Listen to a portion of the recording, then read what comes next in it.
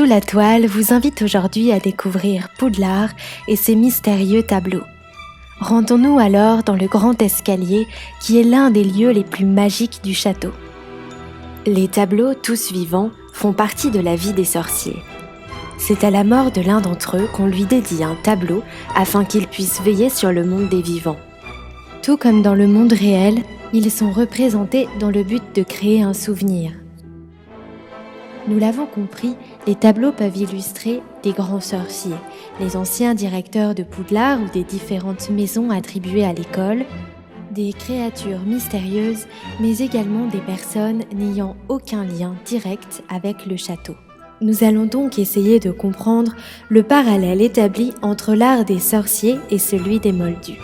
Dans le film, la réalisation des œuvres a été confiée à plus de 6 artistes, s'inspirant chacun d'un art allant du Moyen-Âge au style victorien du XIXe siècle, que nous pouvons d'ailleurs admirer sur la femme chargée de garder les lieux de la salle commune de Gryffondor. Tout comme dans le monde réel, les sorciers attachent beaucoup d'importance à la représentation du portrait, véritable mise en scène de la figure humaine.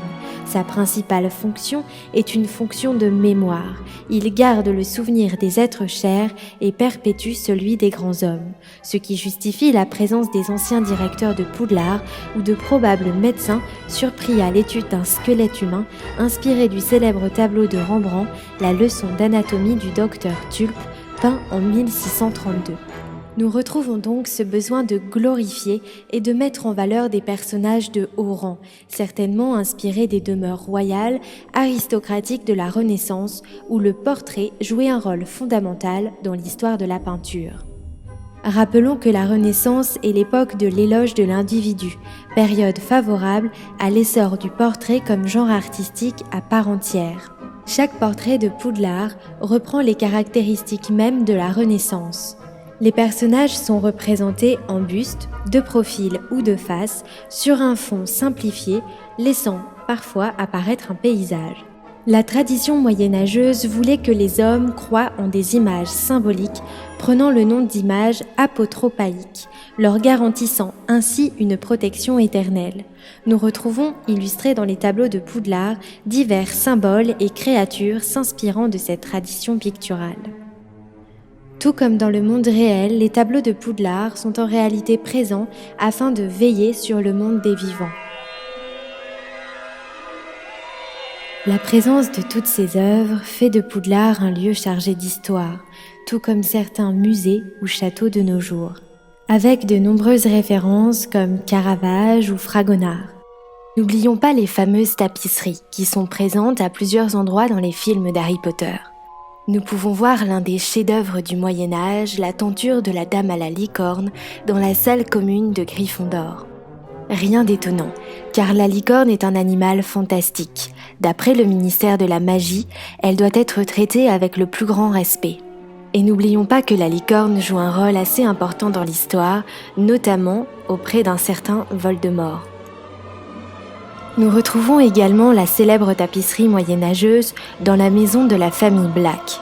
Inspirée de certaines tentures du XIIIe siècle, elle nous présente les membres de la famille, mais également les membres reniés qui ont été effacés de la tapisserie, d'où les trous noirs.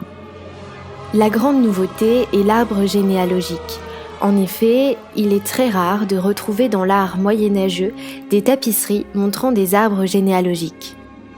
Nous l'avons compris, l'univers d'Harry Potter repose sur un art inspiré du Moyen-Âge et de la Renaissance, période propice au mystère et à la magie. Les tableaux dans les films sont tous vivants.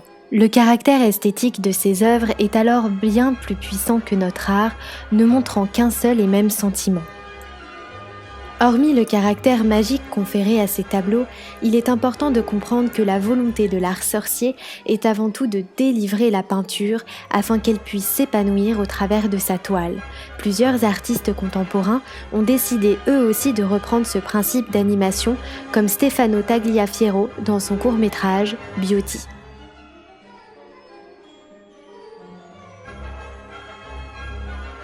Si la vidéo vous a plu, je vous invite à mettre un petit pouce bleu, à vous abonner à la chaîne ou à me suivre sur les réseaux sociaux.